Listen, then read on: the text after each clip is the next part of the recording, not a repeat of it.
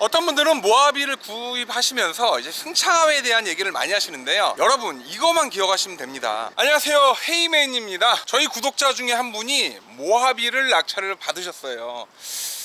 헤이맨이 낙찰받은 모하비보다도 싸게 받았단 말이에요.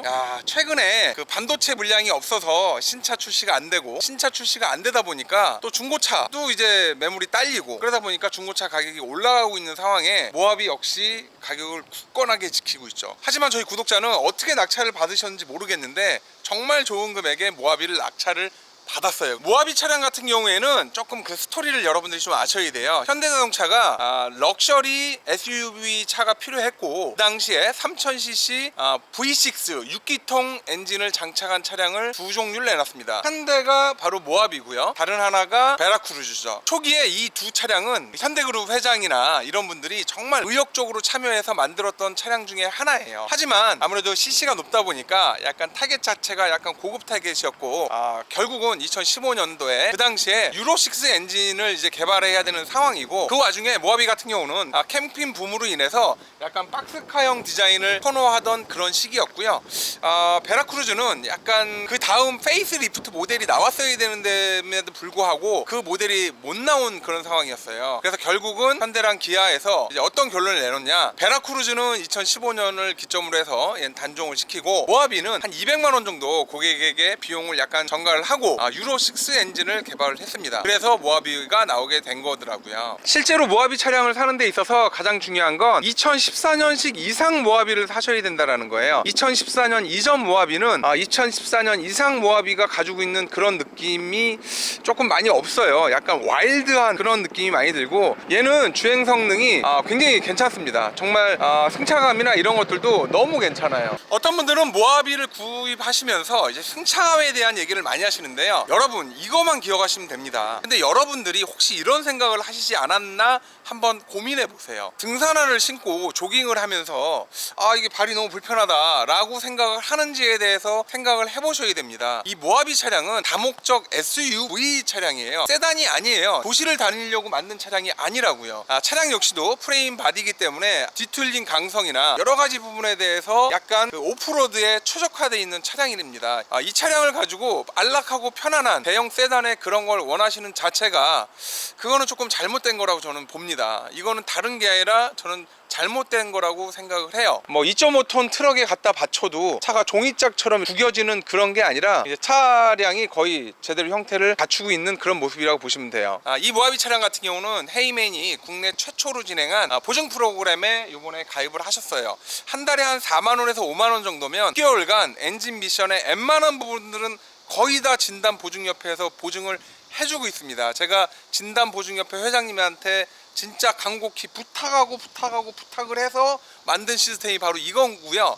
저희 구독자님이 차량을 경매로 한 200-300 정도 싸게 사시고 차라리 그거를 보증 프로그램에 투자를 하시겠다 라고 해서 30몇 얼마를 내셔서 이 보증 프로그램에 가입을 하셨습니다. 솔직히 모하비는 완전 이 사골 중에 진사골이기 때문에 딱히 결함이나 하자나 어디 이런 게 거의 없는 차량이에요.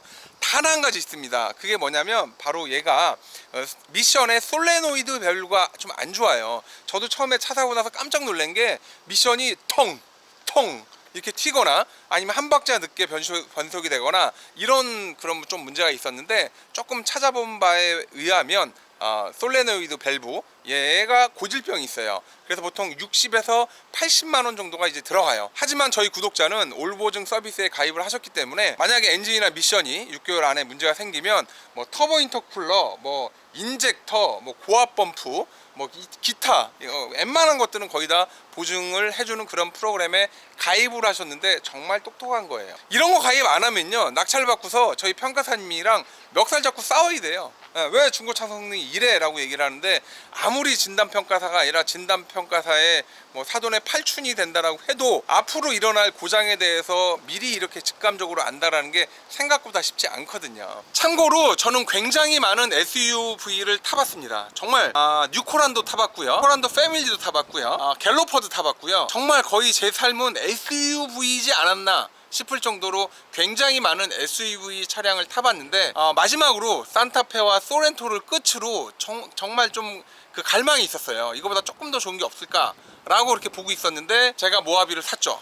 그리고 나서 딱 느낀 건 와, 거의 최고다. 저는 제가 여태껏 살아가면서 느낀 SUV의 최고봉은 저는 모하비라고 생각을 합니다. 이게 그냥 승용차 같은 그런 SUV 말고 정말 오프로이드도 좀 뛰고 저 어디 캠핑도 다니고 가끔가다 돌박 같은 데도 들어가고 이런 성능을 가지고 있는 애는 얘밖에 없어요. 다른 애들은 좀 부족해요. 실제로 요즘에 차박 많이 하는데 왜 이 모하비를 사야 되냐라고 제가 말씀을 드리자면 일반적으로 차박에 가장 특화되어 있는 차량은 솔직히 얘기하면 카니발입니다. 근데 카니발은 이 4x4가 아니에요. 사륜이 없기 때문에 조금만 뭐 이렇게 조금만 이렇게 뭐가 들뜨거나 조금만 뭐 자갈이 많거나 돌이 많으면 들어가질 못해요. 하지만 이 모하비는 일단 사륜이 굉장히 짱짱하게 됩니다. 실내 같은 경우도 실내 효용성 자체가 모하비가 세 번째예요. 제일 좋은 건 카니발, 두 번째 좋은 건 팰리세이드, 세 번째 좋은 게 이 모하비 차량이에요. 모하비는 실제로 가볍게 2열 시트가 바로 이렇게 접어져요. 여기다가 제 영상에서 보시면 아시겠지만 1,000원 정도를 주고 이 부분을 조금 갈아낸다라고 하면 이 평탄화 작업까지도 굉장히 자유롭게 되는 차량이 바로 이 모하비 차량입니다. 실제로 이 구독자님은 7인승이 아닌 5인승을 샀습니다. 5인승을 사게 되면 여러분들이 반드시 하셔야 될 게 뭐가 있냐면 알루미늄으로 된 이 구조물이 있더라고요. 그거를 가져다가 이 스티로폼을 빼내고요. 여기다가 200A 임산철 배터리 한 50만원 정도 해요. 요즘에 많이 싸져가지고 그거와 차량용 히터, 요즘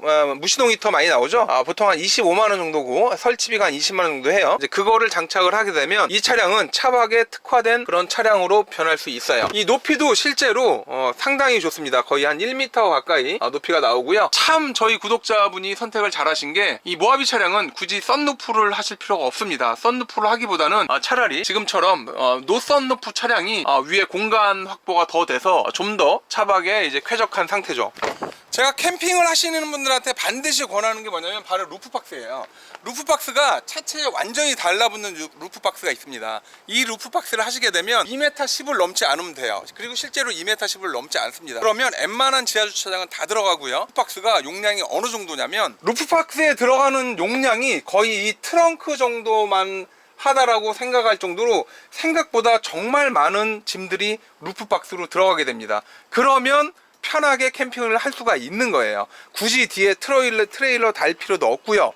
굳이 위에 루프탑 텐트 달 필요도 없습니다. 실제로 루프탑 텐트를 써보게 되면 뭐가 문제냐, 비가 오거나 눈이 오잖아요. 루프탑 텐트를 말려야 돼요. 또 말리고 다시 접어넣어야지, 그러지 않고 그냥 접어넣었다가는 안에가 또 곰팡이 천국으로 변하거든요. 실제로 모하비 뿐만 아니라 지금 여러분들이 타시는 차량에 대해서 성능을 좀 알고 싶으면 고속도로의 그 IC나 인터체인지 출입구 있잖아요. 톨게이트 이런데 거기서 코너를 이렇게 꺾는데 거기에서 뭐 과속을 하는 얘기가 아니라 핸들을 좀 더 세게 더 많이 감아보세요. 그러면 타이어가 찢어지는 소리가 나면서 롤링을 합니다. 끼 한다고요. 근데 차량이 좋으면 좋을수록 이 롤링 소리가 거의 안 나는데 베라크루즈도 정말 많이 안 나거든요. 근데 모하비는 정말 안 나요. 정말 여러분들이 조금 빠른 속도에서 핸들을 많이 감아봤을 때 타이어에서 비명이 나냐 안 나냐 그 부분을 파악을 해보세요. 타이어에서 비명 소리가 난다라는 건 접지력의 마지막 한계치까지 왔다고 보시면 됩니다.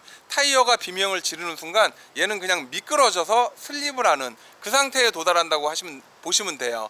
이 자동차에 대한 기술력을 일반인들이 알거나 평가하기는 쉽지는 않지만 이 기본적인 몇 가지 행동을 통해서 그 차량의 하부나 서스펜션 어떤 이런 그 성능적인 부분이 어느 정도 수준인지는 저나 여러분들이 바로 체크를 할 수 있는 부분 중에 하나예요. 만약에 이 SUV를 몰다가 정말 급박한 상황이 생겨서 핸들을 완전히 돌린다라고 했을 때, 아니면 급핸들 조작을 한다고 했을 때 타이어가 비명 소리를 지른다라고 하면 그때는 이제 운에 맡겨야 되거든요. 그만큼 제가 보기에 하부 세팅도 되게 잘 돼 있고요.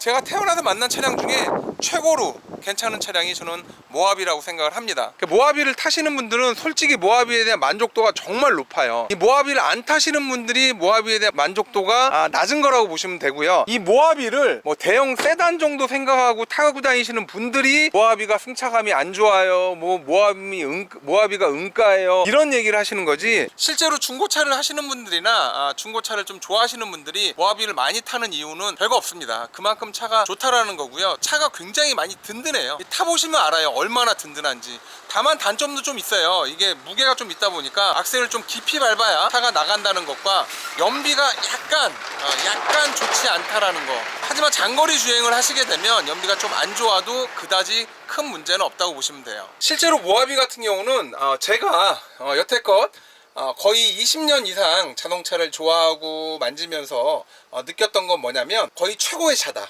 저는 최고의 점수를 주고 싶은 차가 바로 모하비입니다. 제가 외제차도 좀 많이 타봤거든요. 근데 외제차에 비해서도 전혀 손색이 없는 차량이 바로 모하비 차량이에요. 여러분 이 점 반드시 아시고, 여러분들이 조깅하러 갈 때는요 그냥 세단, 대형 세단 타시고요, 등산하러 갈 때는 모하비 타시면 됩니다. 이거는 레포츠 전용이에요. 집에서 방구석에서 방구석 리뷰하고 방구석에서 술 먹고 친구들이랑 놀고 이럴 때 타는 차는 아니라고 보시면 돼요. 모하비 차량을 타는 데 있어서 반드시 들어가야 될 옵션, 아니 이건 들어가 있으면 정말 괜찮은 옵션이 하나 있는데, 그게 뭐냐면 바로 어라운드 뷰입니다. 차가 거의 한 4m 50에서 5m 가까운 차량이기 때문에 굉장히 커요. 그래서 어라운드 뷰가 있으면 정말 주차하기도 편하고 정말 괜찮은 차량이고요. 어라운드 뷰가 없으면은 이게 운전을 조금 많이 하신 분들은 상관이 없는데, 운전을 많이 안 해보신 분들은 조금 불편할 수 있을 것 같아요. 제가 여태껏 만난 옵션 중에 가장 괜찮은 옵션은 이 어라운드 뷰, 바로 요겁니다. 주차할 때 정말 편해요. 이것만 보고 주차해도요 전혀 문제가 없다고 보시면 돼요.